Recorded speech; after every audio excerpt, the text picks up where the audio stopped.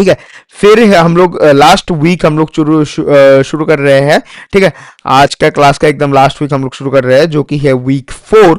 और यहाँ पे आ जाता है पॉलिनोमियल्स। पॉलिनोमियल्स क्या कुछ है वहां पे, यहाँ पर हम लोग समझेंगे। एक्चुअली मेरे ख्याल से जो है पॉलिनोमियल्स को वीक 2 पे देना चाहिए था। ठीक है, फिर क्वाड्रेटिक इक्वेशन जहां पर है वो बेस्ट है, वीक 3 पे क्वाड्रेटिक इक्वेशन है। और स्ट्रेट लाइंस को जो है एज ए कोऑर्डिनेट सिस्टम है, तो ये जो है वीक 4 में रखना चाहिए था। थोड़ा सा जो है मुझे लगता है, मुझे पर्सनली लगता है कि यहाँ पर जो है थोड़ा सा मिस अलाइनमेंट हुआ है आईआईटीएम की तरफ से। लेकिन हाँ, आप जैसा दिया है वैसा ही पढ़ना पड़ेगा, क्या कुछ कर सकते हैं। ठीक है ना।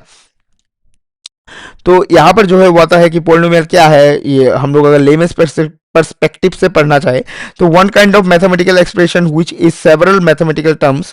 ठीक है, every independent term of polynomial is called monomial. ठीक है, जैसे कि ये एक पोलिनोमियल है, तो यहाँ पर जो है 3 इंडिपेंडेंट अलग अलग टर्म है। ठीक है, उसको हम लोग एक अलग अलग टर्म को, एक इंडिविजुअल टर्म को हम लोग एक मोनोमियल कहते हैं। और एक अगर एक मैथमेटिशियन पर्सपेक्टिव से, एक मैथमेटिशियन के दिमाग से अगर हम लोग सोचे, तो यहाँ पर एक polynomial is an algebraic expression in which the only arithmetic is addition, subtraction and multiplication and natural exponents of the variable. क्या कुछ है मैं अच्छे से समझाऊंगा।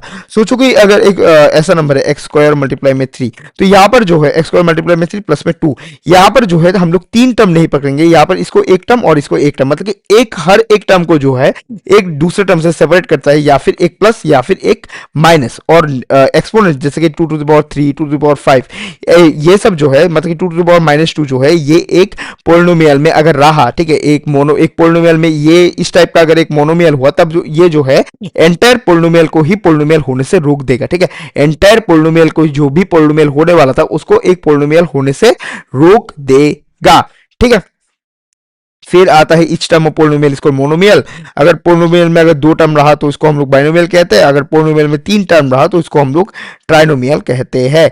पोलिनोमियल का जनरल रिप्रेजेंटेशन आता है यहाँ पे, ये वाला आता है। ये ज्यादा इंपॉर्टेंट नहीं है, तो इसको मैं ज्यादा डेप्थ में भी नहीं जा रहा हूं। फिर आता है हम लोग पोलिनोमियल को कैसे आइडेंटिफाई करें। यहाँ पे देख सकते हो, यहाँ पे हर एक टर्म जो है एक प्लस और प्लस या फिर माइनस से ही अलग किया गया है। और यहाँ पे एक्सपोनेंट जो है वो एक नेचुरल नंबर है, तो हाँ ये एक पोलिनोमियल है। लेकिन यहाँ पे तो यहाँ पर जो है टर्म्स को अलग तो प्लस से किया गया है, लेकिन यहाँ पर जो है 1/2 है। और 1/2 अगर हम लोग देखें तो ये एक 0.5 है, मतलब कि एक नेचुरल नंबर नहीं है, तो ये जो है एक पोलिनोमियल नहीं है। और यहाँ पर भी देखें, यहाँ पर तो यहाँ पर एक नेचुरल नंबर है, नेचुरल नंबर भी है, और यहाँ पे हर एक टर्म को प्लस या फिर माइनस से ही जो है अलग किया जा रहा है, तो ये भी एक पोलिनोमियल है। ठीक है, अगर पोलिनोमियल ऑफ वन वेरिएबल का बात करें तो मतलब कि पोलिनोमियल में एक ही वेरिएबल होना चाहिए। ठीक है, वेरिएबल का मतलब हमें पता है जो कि वेरी करेगा अकॉर्डिंग टू यूजर इनपुट। ठीक है, अगर मैंने x को 1 रखा तो वो x का वैल्यू 1 बन जाएगा। अगर सामने वाले ने x को 10 रखा तो वो सेम ही x का वैल्यू जो है वो 10 बन जाएगा। वेरिएबल जो है हमेशा, और हम लोग अगर प्रोग्रामिंग पढ़ते हैं तो उन सब में हम लोग वेरिएबल वो चीज हम लोग ज्यादा पढ़ते हैं। तो वेरिएबल हमेशा जो है यूजर इनपुट पे डिपेंड करेगा, वो चीज जो है यूजर इनपुट पे ही वेरी करेगा। तो यहाँ पे देख सकते हो यूजर इनपुट पे वेरी करने वाला चीज जो है एक है x⁴, ये यहाँ पे मतलब कि पोलिनोमियल इन 1 वेरिएबल। यहाँ पे देख सकते हो पोलिनोमियल इन 2 वेरिएबल में आप लोग यहाँ पे देख के बता सकते हो कि x एक वेरिएबल है, y एक वेरिएबल है और xy एक वेरिएबल है। भैया ये तो यहाँ पर तो 3 वेरिएबल हो गया, लेकिन नहीं, यहाँ पर जो है x और y हम लोग ऐसे देखना पड़ेगा, x और y यहाँ पे 2 ही वेरिएबल है, तो ये जो है पोलिनोमियल इन 2 वेरिएबल बन जाता है। और पोलिनोमियल इन 3 वेरिएबल का अगर हम लोग बात करें तो यहाँ पे देख सकते हो xyz प्लस में x² z⁵ आप लोग बोल सकते हो कि भैया यहाँ पे तो पोलिनोमियल इन 2 वेरिएबल की बात कर रहा है। यहाँ पे देखो ना, एक वेरिएबल दूसरा वेरिएबल, ऐसा नहीं है भैया, एक्स वाई जेड यहाँ पे 3 वेरिएबल का बात कर रहा है, मतलब कि किया जा रहा है। तो ये जो है एक पोलिनोमियल इन 3 वेरिएबल का एग्जांपल बन जाता है। ठीक है, फिर आता है हम लोग डिग्री कैसे फाइंड करें, इतना ज़्यादा वो सब इंपॉर्टेंट नहीं है। ये वाला टेबल देख सकते हो नोट्स को, जब आप लोग नोट्स पढ़ोगे, इतना ज़्यादा ये सब इंपॉर्टेंट नहीं है। तो मैं आगे बढ़ रहा हूँ। अगर 2 पोलिनोमियल को ऐड कैसे करता है वो हम लोग, मैं एक छोटा सा एग्जांपल से मैं समझा देता हूँ। एक समझो कि एक ए नाम का पोलिनोमियल है जिसका इनपुट है x³ प्लस में x² प्लस में 5x प्लस में 70, और बी नाम का एक पोलिनोमियल है जिसमें x⁵ प्लस में x⁴ प्लस में x³ प्लस में 68। ठीक है, तो यहाँ पे हम लोग अगर a प्लस भी करना चाहे तो हम लोग जो है मतलब कि जिस भी पोलिनोमियल का हम लोग कर रहे हैं, ठीक है, जिस भी पोलिनोमियल को हम लोग ऐड कर रहे हैं उसी मतलब कि सेम टू सेम एक्सपोनेंट जो है होना चाहिए। हम लोग ऐसा नहीं कह सकते कि x⁵ प्लस में x⁵ करके हम लोग x⁵ करते, ऐसा कुछ भी सीन नहीं बन सकता। तो यहाँ पे देख सकते हो x⁵ है तो हम लोग x⁵ को x⁵ एज इट इज लिखेंगे, एक्स टू द पावर 4 को हम लोग x to the power 4 as it is लिखेंगे, और यहाँ पे एक्स टू द पावर 3 है, यहाँ पे एक्स क्यूब है, तो यहाँ पे हम लोग 2x³ लिख सकते हैं।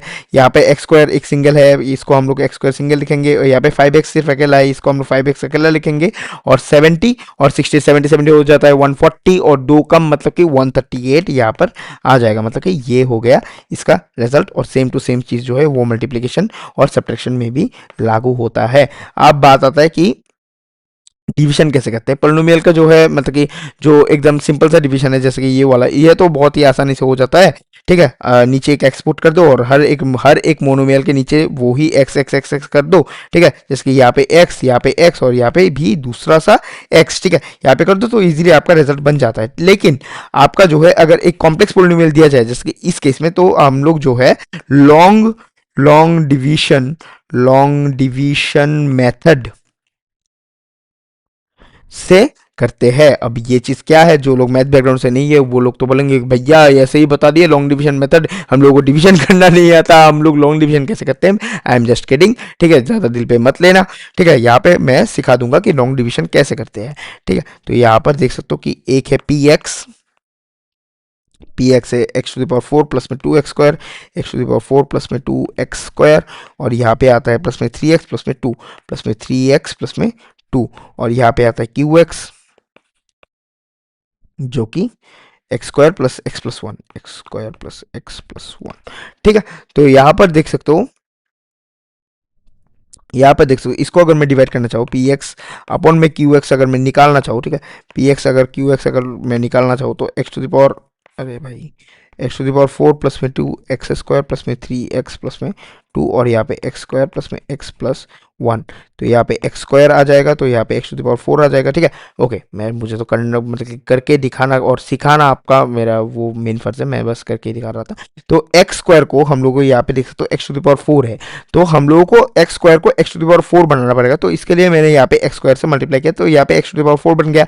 अब इसी x² को हम लोग बाकी वाले टर्म्स जितना भी है उनसे हम लोग अगर मल्टीप्लाई करें, तो यहाँ पे देख सकते हो एक x³ का टर्म आएगा, x² मल्टीप्लाई में x जो कि है x³ आ जाएगा, और यहाँ पे प्लस 1 मल्टीप्लाई में x² जो कि है x² आ जाएगा, और हम लोगों को हर एक साइन जो है वो रिवर्स कर देना है, और ऐसे ऐसे करके x टू द पावर 4 जो है वो कट जाता है। तो यहाँ पे आ जाता है माइनस में x³, और यहाँ पे आ जाता है प्लस में x², क्योंकि 2x² माइनस में x² जो कि प्लस में x² आ जाएगा, प्लस में 3x और प्लस में 2। अभी x² को हम लोगों को जो है माइनस का x² हमें बनाना है। ठीक है, तो इसको बनाने के लिए, माइनस का x² बनाने के लिए हम लोग जो है माइनस x से इसको मल्टीप्लाई करेंगे, और यहाँ पे जो है माइनस का x³ ये बन जाता है।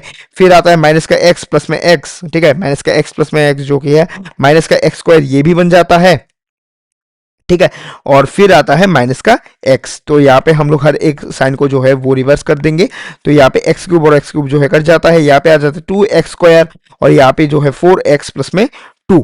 ठीक है, अब x² को 2x² बनाने के लिए यहाँ पे हम लोगों ने 2 से मल्टीप्लाई किया, तो यहाँ पे 2x² आ जाएगा, और यहाँ पे x और 2 जो कि है 2x दोबारा आ जाएगा, और यहाँ पे जो है 1 और 2 जो कि 2 आ जाएगा। यहाँ पर हम लोग अगर माइनस करें, हर एक साइन को अगर हम लोग रिवर्स करते तो यहाँ पे 2x² कट जाता है, 2x भी कट जाता, सॉरी 2 भी कट जाता है, और 4x माइनस में 2x जो है 2x आ जाता है। मतलब कि अगर हम लोग x to the power 4 plus में 2x² प्लस में 3x प्लस में 2 अगर करें, और अब अगर इसको डिवाइड करें x² प्लस x प्लस 1, तो ये जो है इसका क्वेश्चन आता है जो कि x² माइनस x प्लस 2। ठीक है, ये इसका क्वेश्चन आता है, और रिमाइंडर आता है इसका 2x। ठीक है, ये चीज हमें ध्यान में रखना पड़ेगा। आशा करता हूँ समझ गए होंगे। अगर थोड़ा सा भी दिक्कत है तो आप लोग मुझे बाद में बता सकते हो, या फिर अभी अभी लाइव चैट में बता सकते हो। मैं पूरा का पूरा ट्राई करूंगा अभी लाइव में इसको सॉल्व कर देने के लिए। अब है कैसे हम लोग एक ग्राफ को, मतलब कि एक पोलिनोमियल का ग्राफ देखते समझ सकते हैं। पोलिनोमियल का ग्राफ में ऐसा कोई भी शार्प कॉर्नर नहीं हो सकता है, और पोलिनोमियल का ग्राफ जो है हमेशा एक कॉन्टिन्यूअस में होना चाहिए। ठीक है, ये चीज आपको ध्यान में रखना पड़ेगा। ऐसा भी कोई भी कॉन्टिन्यूअस मोशन में कोई भी ब्रेक्स नहीं आना चाहिए। अगर ब्रेक्स आया और ऐसा शार्प कॉर्नर आया, तब ये जो है हमेशा एक मतलब कि पोलिनोमियल का ग्राफ नहीं होगा। और अगर मतलब कि एक कॉन्टिन्यूअस पैटर्न में रहा विदाउट एनी शार्प, अगर ऐसा नहीं हो सकता कि कॉन्टिन्यूअस पैटर्न में आके ऐसा एक शार्प टर्न लेके फिर ऐसा चला जाएगा, शार्प टर्न आया, तब ये जो है पोलिनोमियल का ग्राफ नहीं बन सकता। ये जो है कोई दूसरा ग्राफ है, ये हमारा लेना देना नहीं है। लेकिन अगर सिर्फ एक नॉर्मल बेंड होके, ठीक है, शार्प कॉर्नर ना आके बेंड होकर अगर पोलिनोमियल का अगर ग्राफ आया, ठीक है, कॉन्टिन्यूअस मोशन में, तब जो है ये एक पोलिनोमियल का ग्राफ है। फिर जीरोस कैसे निकालते हैं वो तो हमें पता है, एफ को 0 कर दो, ये सब चीज जो है हम लोग क्वाड्रेटिक फंक्शन में भी पढ़ चुके हैं। ठीक है, इसलिए मैंने पहले बोला कि आईआईटीएम को पहले जो है जीरोस, जैसे कि पोलिनोमियल्स में जीरोस निकालना पहले हम लोग सीखते हैं, फिर जो है क्वाड्रेटिक फंक्शन में हम लोग जीरोस निकालना सीखते हैं। पहले तो हम लोग पोलिनोमियल पढ़ेंगे ना, पोलिनोमियल पढ़ के हम लोग क्वाड्रेटिक फंक्शन में जाएंगे, फिर हम लोग जो है स्ट्रेट लाइन में अगर जाते, वो वाला सीक्वेंस अगर हम लोग फॉलो करते, तब जो है बहुत ज्यादा आसानी होती बच्चों को भी। क्योंकि बच्चों को जो है पहले स्ट्रेट लाइन, जो लोग मैथ्स बैकग्राउंड से नहीं है, पहले स्ट्रेट लाइन पढ़ो फिर क्वाड्रेटिक फंक्शन पढ़ो, तो पहले स्ट्रेट लाइन पढ़ने में बच्चों को ज्यादा दिक्कत आती है, पहले क्वाड्रेटिक फंक्शन पढ़ने में ज्यादा दिक्कत आती है। अगर जैसे कि एनसीईआरटी में भी शुरू करते हैं, पहले पहले पोलिनोमियल, फिर क्वाड्रेटिक फंक्शन एक और क्लास में, फिर एकदम साइड से 11th या फिर 12th में आता है कॉर्निक सेक्शंस में, वो वाला पार्ट कॉर्निक सेक्शंस या फिर कोऑर्डिनेट जियोमेट्री में आता है वो वाला पार्ट। कॉर्निक सेक्शन तो 12 में आता है, 11th क्लास 11th में आता है सीबीएसई में, कोऑर्डिनेट जियोमेट्री में आता है वो स्ट्रेट लाइन वाला पार्ट, ठीक है। फिर क्वाड्रेटिक फंक्शंस, क्वाड्रेटिक इक्वेशंस आता है शायद 10th में, और पोलिनोमियल्स आता है 9th में। अगर ऐसा सीक्वेंस अगर आईटीएम भी फॉलो करता है तो बच्चों को जो है ज्यादा आसानी होता कॉन्सेप्ट को समझने में, ठीक है। लेकिन क्या कर सकते हैं, यहाँ पे है graphical behaviour of polynomial at x intercepts, और यहाँ पे देख सकते हो ग्राफ उल्टा the x axis but not cross it in case of even multiplicity. यहाँ पे देख सकते हो, यहाँ पे इससे जो है ज्यादा क्वेश्चंस नहीं आते, ये ज्यादा इंपॉर्टेंट टॉपिक नहीं है, तो इसको जो है मैं स्किप कर रहा हूँ। और यहाँ पर ही जो है हमारा लेक्चर, आज का लेक्चर जो है वो खत्म हो जाता है, ठीक है। आज का लेक्चर जो है खत्म हो जाता है। बहुत